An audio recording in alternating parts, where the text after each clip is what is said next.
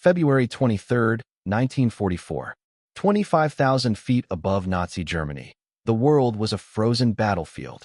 The outside temperature hovered near -40 degrees Fahrenheit, and inside the cockpit of the B-17 Yankee Doodle, frost crawled along every seam of glass as the hydraulic lines groaned under the bitter strain. Lieutenant John C. Morgan, 23 years old, Ohio farm-raised, steady as iron, kept his eyes locked on the trembling dials in front of him. Around him stretched war in its largest possible form. 300 flying fortresses rolled eastward in a great steel procession, their shadows drifting over the cloud tops like drifting scars. Today's target, the Messerschmitt Works at Regensburg, deep inside the Reich. A 4-hour plunge into the lion's den. In 4 minutes, Morgan's own aircraft would become a furnace in the sky. And he knew it. But leaving his men was never on the table. The morning had begun like every mission before. 0600 hours, Thorpe Abbotts Air Base. 10 men climbing into Yankee Doodle, each carrying his own private superstitions and quiet fears. Boots double-knotted. Lucky Charms tapped. Oxygen hoses tugged twice. 16 missions together had made them a family forged under fire. His crew, co-pilot Lieutenant James Chun of California, calm when everything else broke apart. Navigator Lieutenant Robert Walsh of Massachusetts, precise, relentless with his pencil across the charts. Bombardier Staff SGT. David Clean of New York, the youngest, still carrying a hint of boyhood in his voice. Flight Engineer Tech Sergeant Frank Russo of Pennsylvania, the man you trusted when metal failed. Radio Operator Staff Sergeant William Hayes of Texas, the thread tying them to the world. Ball Turret Gunner Sergeant Michael O'Brien of Illinois, sarcastic jazz hummer, never without a grin. Waist Gunners SGTS, Thomas Rivera and Charles Anderson, 2 veteran marksmen whose instincts were razor-sharp. Tail Gunner SGT, Henry Jackson, grim, focused, deadly.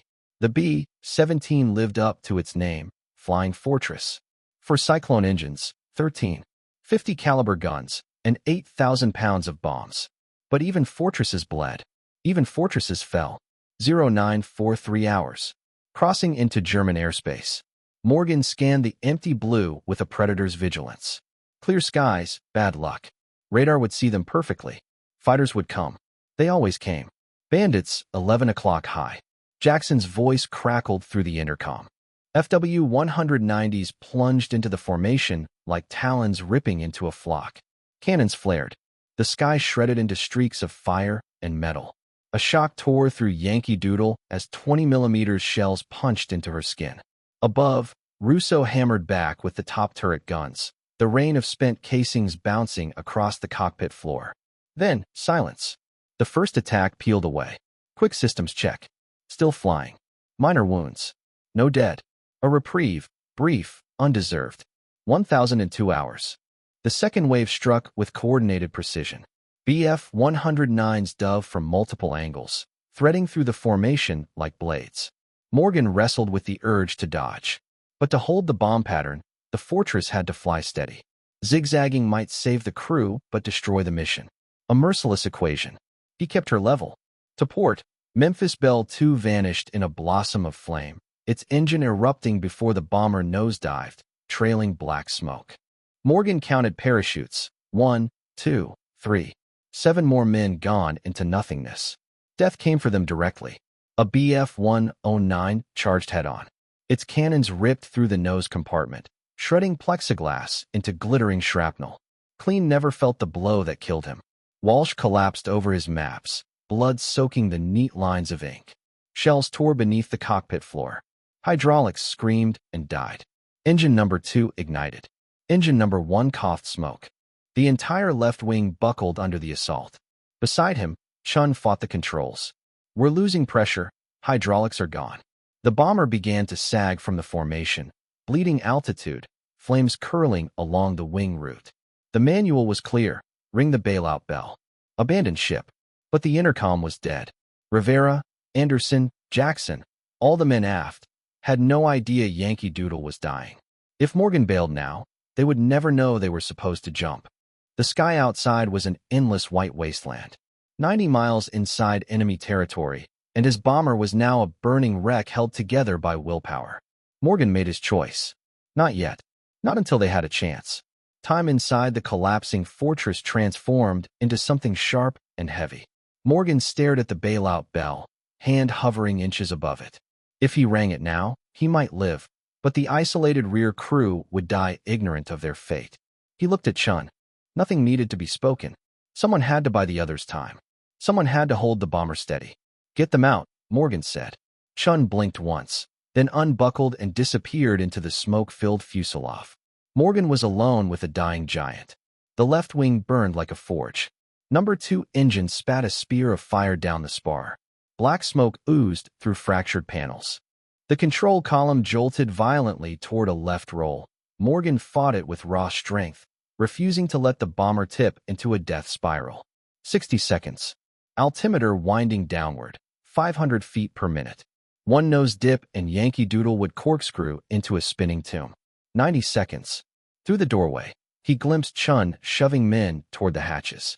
2 parachutes already drifting downward. Rivera, Anderson, others scrambling.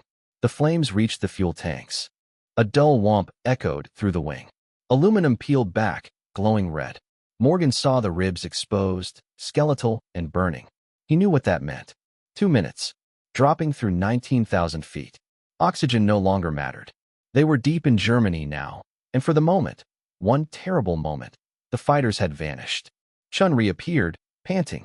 Everyone's moving. We don't have time. Count to 20, Morgan said. Make sure they're clear. Chun vanished again. 3 minutes. 17,000 feet. The wing looked ready to tear free. The entire aircraft groaned under the strain. Morgan clenched the control column. He would not let her fall. Not yet. 3 minutes, 30 seconds. A loud, rifle-sharp crack. The main spar snapped.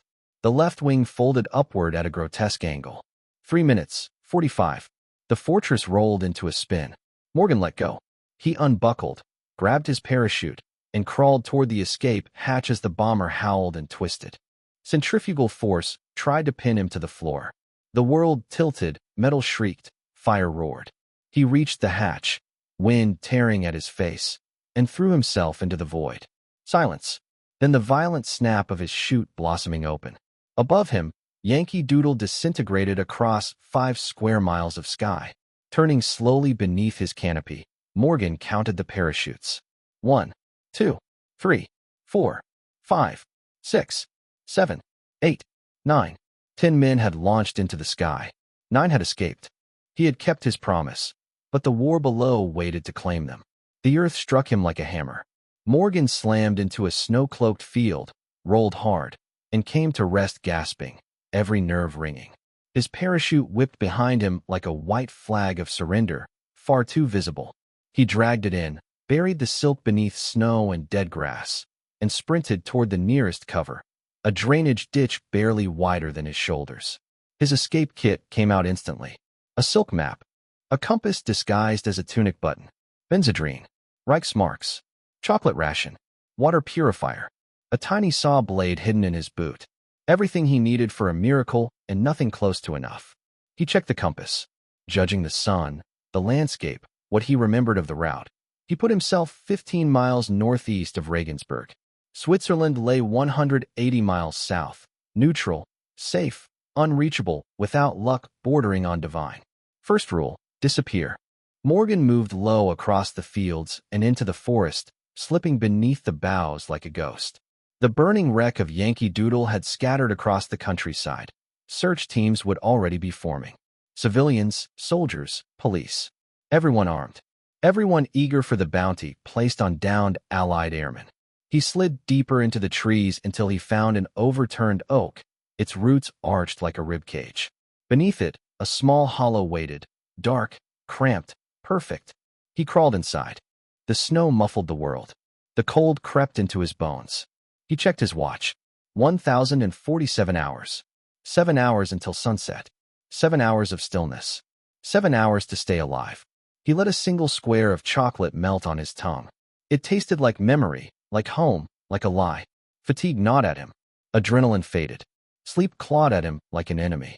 To stay awake, he repeated everything he knew, German phrases, terrain markers, escape routes, the weight of each mile to Switzerland. 1,330 hours. Voices. Close. He froze, barely breathing. Through the roots, he saw boots crunch in the snow. 8 soldiers moved in a slow, disciplined line, rifles slung, scanning the woods with the casual confidence of men who expected success. A textbook search pattern. Too close. Much too close. One stopped just 15 feet away and struck a match. The flare lit his face. He took a long drag, exhaling into the frozen stillness. Morgan could smell the tobacco from where he lay buried. Then the soldier flicked away the match and walked on. The patrol drifted deeper into the forest. Morgan didn't move for an hour. When he finally crawled out of his hiding place, every muscle trembled, not from cold, but from the knowledge that he'd come seconds from discovery. He needed distance. He needed his crew. 9 parachutes. That's what he'd counted in the sky. 9 men who might be alive somewhere within miles of woods and farmland. High-altitude winds could scatter a crew across several villages. But Morgan refused the thought of abandoning them. They were his. He was responsible. For one night, he would search. When darkness swallowed the forest, he began. Moving through the trees, he paused every 50 meters and gave the old recognition whistle, 3 short notes. The sound was a risk, a coin tossed into fate's hand. At 21:15, a faint echo answered. 3 whistles. Again. Morgan froze, answered, listened. The reply came clearer, closer. Then a voice, low and raw. Morgan, is that you? Chun. Relief nearly buckled his legs. They met in the dark, embraced quickly, and exchanged what little each knew. Russo and Hayes had drifted west. Chun had seen their chutes, lost them in the descent. No word on Rivera or Anderson. Together the 2 men searched, whispering the whistle signal into the night. At 22:45, they found Russo and Hayes huddled in an abandoned barn. Cold, exhausted, but alive. At 0130, they located O'Brien and Jackson near a frozen creek. 6 accounted for. 2 dead in the nose. 2 missing. Morgan gathered them in the dark woods, voices barely above a breath. We're 90 miles inside Germany, he said. Switzerland's south. A week's walk if we're lucky. Food, clothing, shelter, we'll have to steal it. Staying together is dangerous. Splitting up is worse. Your choice. No one stepped away. Not one man. Under moonlight, they headed south. The world felt sharper now. Every crack of ice, every barking dog, every engine in the distance sent them diving into shadows. A German convoy passed on a frost-bitten road. Half-tracks, motorcycles, men with rifles shining in the moonlight. The war wasn't somewhere else. It was everywhere. By dawn on the 24th, they found a half-collapsed hunting lodge. Broken windows, sagging roof, but walls, warmth, safety. Barely. They slept in shifts, 2 hours each, the cold biting through their stolen blankets. They were running out of chocolate, running out of strength. That afternoon, their fragile peace broke. Jackson, posted at the edge of the tree-line, hissed the warning. German soldiers, 6 of them, moving in formation through the woods. Too close. Jackson whistled sharply. 2 blasts. The crew scattered, diving through broken windows, sprinting across the snow. Gunfire cracked behind them. Morgan weaved through the trees as bullets tore into the bark around his legs. Shouts. A cry of pain. Then silence. Morgan dropped to his belly, crawling toward the sound. He heard boots, German voices, snapping orders. Then, we surrender. We surrender. Chun. Morgan gritted his teeth, pressed himself into the frozen earth as the Germans marched their captives away. Chun, Russo, Hayes, O'Brien. For men gone in an instant. He stayed still long after the forest fell quiet. 200 meters from the lodge, he found a trembling figure crouched beneath a bush, face pale in the fading light. Jackson, Morgan whispered. The tail gunner looked up, eyes hollow. Where are the others? Captured, Morgan said softly. It's just us now. 2 survivors. 2 fugitives. No food, no winter gear, no shelter. And the Reich closing in. They pushed south anyway. 3 nights. 30 miles. Stealing clothes off farm lines, sneaking potatoes from cellars, collapsing into barns by dawn, sleeping beside rats and frozen hay. During the day they lay hidden, shivering, teeth rattling, too hungry to think. One wrong step, One curious villager, one barking dog could erase them from the earth. On February 27th, their luck snapped. Crossing an open field at first light, a farmer spotted their silhouettes against the snow. His shout cracked the morning air. Sirens followed. A military police truck barreled down the dirt road. Jackson's eyes met Morgan's, tired, defeated. They had no weapons, no escape, no strength left for miracles. Morgan raised his hands. "Lieutenant John Morgan," he said when questioned. "United States Army Air Forces." The German patrolman scribbled the name in a small black notebook and motioned them into the truck bed. No shouts, no blows, just resignation. They were prisoners. At the Luftwaffe Holding Center, Morgan saw dozens like himself, British, Canadian, American, faces hollowed by freezing nights and long chases through enemy fields. He wasn't alone, but he felt the weight of failure settle inside him. Interrogation followed. A Luftwaffe officer, fluent English, immaculate uniform, eyes sharp as needles. "You are Lieutenant John Morgan, pilot of B-17 Yankee Doodle." "Yes." "Crash site. Near Regensburg, February 23rd. "Yes." "You remained at the controls so your crew could escape." Morgan stiffened. His men had spoken. Of course they had. "I did what a commander is supposed to do," he answered quietly. The officer studied him, then nodded in something close to respect. "You will be transferred to Stalag Luft 3. You will be treated under the Geneva Convention." He survived 15 months behind wire. Thin soup, black bread, snow, starvation. He survived the brutal winter march, 90 miles through ice, prisoners collapsing on the roadside. He kept walking. May 8, 1945. VE Day. British troops liberated the column outside Moosburg. Morgan weighed 115 pounds. 60 gone to captivity. But he lived, and so did 8 of his 10 men.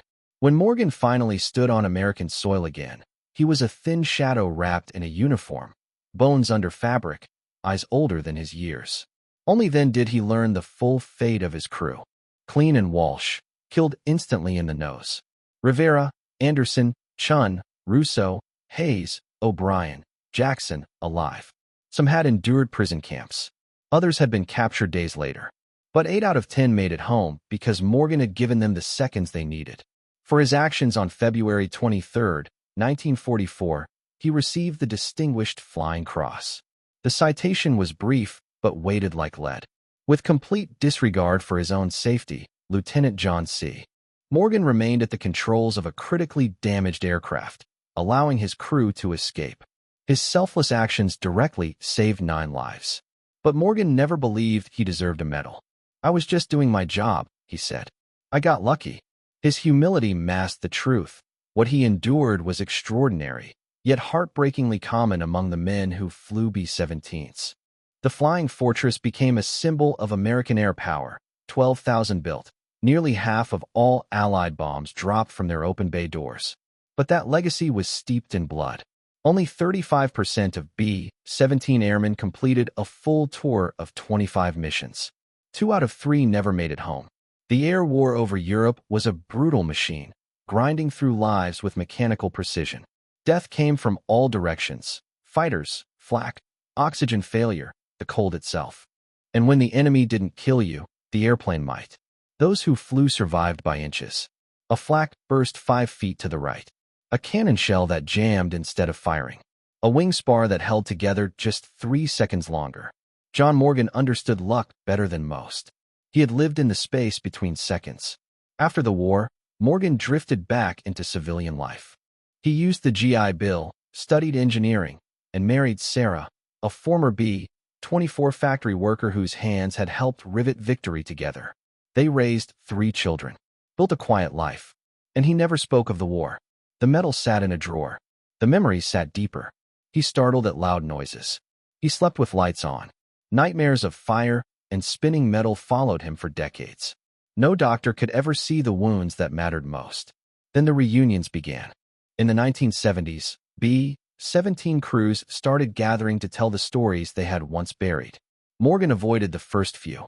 Then, in 1976, he finally went. There were Chun, Russo, Hayes. Older, softer around the edges, but unmistakably the same men who had once stared death in the face beside him. They talked for hours about the camps, the marches, the terror of those days. For the first time, Morgan spoke openly about the 4 minutes over Germany that had defined his life. That was when Chun told him what he had never known. When Chun tried to evacuate the rear, some of the crew refused to jump. They begged to stay with Morgan, to help hold the bomber steady, to die with him if necessary. Chun had to shove them toward the hatch. They would have gone down with you, Chun said quietly. That's how much they trusted you. Morgan said nothing. He simply sat there letting the truth settle into the empty spaces the war had carved inside him. Their lives were not just spared by him. Those lives had been willing to follow him anywhere, even into fire. The years marched on. O'Brien, the ball turret gunner, named his first son John. Hayes became a commercial pilot, and whenever he trained new crews, he told them the story of his commander. Jackson wrote to Morgan's parents while Morgan was still missing, telling them, "Your son saved my life." In 1982, Morgan stood before a crowd of young cadets at a military academy. He was 70, his hair gray, his posture slightly bent, but his voice steady. He told them the truth, not the myth, not the legend. The cold, the flames, the impossible choice. The 4 minutes that mattered more than a lifetime. A cadet raised his hand. "Sir, weren't you scared?" Morgan didn't blink. Terrified, he said. But fear didn't matter. Responsibility did. Another cadet asked, "Would you do it again?" The answer came with no hesitation. Yes, because that's what leadership is. Not rank, not medals. Doing the hard thing when it needs to be done, no matter the cost. John Morgan died in 2003 at the age of 81. His obituary listed the usual: his medal, his engineering career, his family. But the people who attended his funeral remembered something far greater. Chun spoke first. He was 83, his hands trembling, but his voice unwavering. "John Morgan gave me 58 years I shouldn't have had. My children wouldn't exist. My grandchildren wouldn't exist. Everything I am is because one man stayed in a burning cockpit." The others echoed the sentiment. Russo, Hayes, O'Brien. Old men now, but still carrying the fire of that day inside them. The B-17 itself became history. A relic in museums, a ghost in flyovers. The men faded too, one by one. Chun passed in 2015. Jackson in 2019, the last of the crew. But their story, Morgan's story, does not fade. It lives in every retelling. In every grainy photograph of a bomber crew smiling in front of their aircraft. In every Memorial Day silence. In every rumble of radial engines echoing overhead. Because this story is not about bombs or factories or flight paths. It is about a single decision made in a burning aircraft at 25,000 feet. A decision that rippled across generations. For minutes, 9 lives saved. Hundreds born because one man refused to save himself. That is not just heroism. It is legacy. It is immortality. And it is the quiet truth at the heart of the air war. Real leadership isn't loud. It is a pilot whispering to his co-pilot. "Get them out. I'll hold her steady."